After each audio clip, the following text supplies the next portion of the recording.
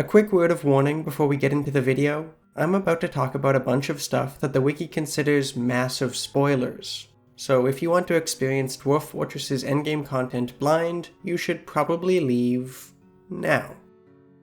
When settling down in an evil-aligned biome, your environment can really run the gamut from basically indistinguishable from any good biome to actual hell on earth. And unfortunately, when I set out with a new group of dwarves to build an observatory at the bottom of an evil ocean a couple weeks ago, our surroundings turned out to be the former, even though I had hoped for the latter.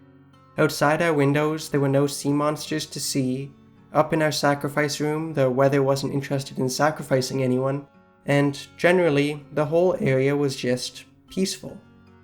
After a decade spent expanding the observatory each winter and waiting for anything interesting to happen each summer, I eventually decided that if the ocean couldn't live up to its evil billing on its own, I would have to give it a helping hand by reintroducing evil to it myself. After all, when we embarked, I promised my dwarves that they would get to see some monsters outside their windows, and I didn't want to let them down, or go too long without endangering their lives. While I briefly considered using rerouted invaders or transplanted cavern dwellers as sources of evil in my ocean, the more I thought about it, the more obvious it became that the best source of renewable evil available to me, provided I was willing to put in a little bit of work clearing out a volcanic gem wall, was the underworld.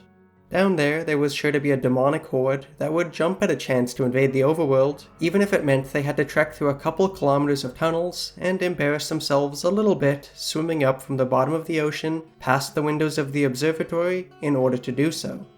With my plan hatched, I immediately got to work instructing my dwarves to dig their way backwards from the bottom of the ocean, where I constructed a floodgate-controlled drain, to a safe spot near the bottom of the Pillar of Gems we discovered in Cavern 3, nearly 75 layers further underground. The fact that we immediately spotted some adamantine in the walls upon breaking into the pillar meant that we had successfully avoided the hassle posed by the many layers of water, magma, and mysterious fire above, and were already no more than a few floors away from hell. But before my dwarves could start knocking on the adamantine walls to find the hollow tube that would take us there, we had to lock down the hallway that went back to the drain with a barracks full of soldiers that could stop any loose demons we encountered before the big break, and also deal with the water and magma pockets that stood between us and our first piece of adamantine.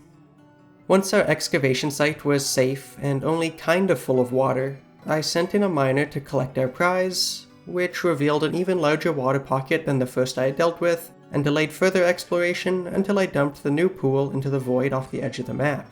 But once that was dealt with, our excavation area had more than doubled in size, and we had opened up access to quite a few more adamantine walls, each of which felt like a potential doorway to hell, in a good way.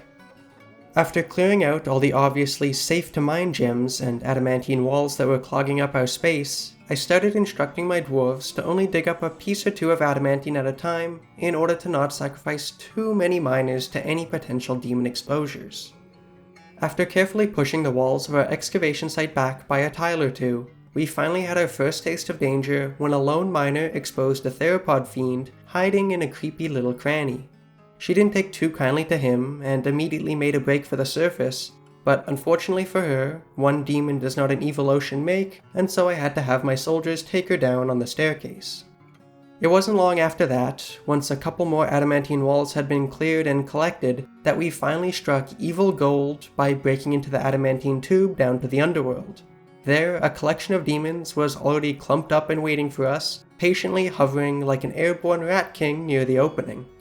At first, they didn't seem too eager to go swimming, with only a specter of flame taking the initiative to fly up and out of the opening we created to attack us while we were still locking things down. But once we were safe, and the drain at the bottom of the ocean had been fully opened, the demons slowly began making the long trek to the overworld. One by one they came out of the drain and up past the windows of the observatory. Boiling banshees, steam phantoms, flaming spirits, slate-gray monsters, and even a single stegosaurid demon eventually found their way to the surface over the course of the first year. Their time in the water was short-lived, and their time on the surface was highly destructive and murderous, but the carnage was happening close enough to the ocean that I figured it would have to be considered eviler than it was without my intervention. and so every time my dwarves freaked out when the looming shadow of a lurking demon passed by their windows, I just enjoyed the feeling of a job well done. Once the drain to the underworld had been open for a year, and 20-some demons had made their way to the surface, I decided that it was time for me to probably doom my dwarfs to some awful off-screen death by retiring and leaving the fortress in their hands. I'm sure all those years of peace we endured prepared them well to be the gatekeepers of a literal hellhole, and if they didn't, at least I made them some swords before I left.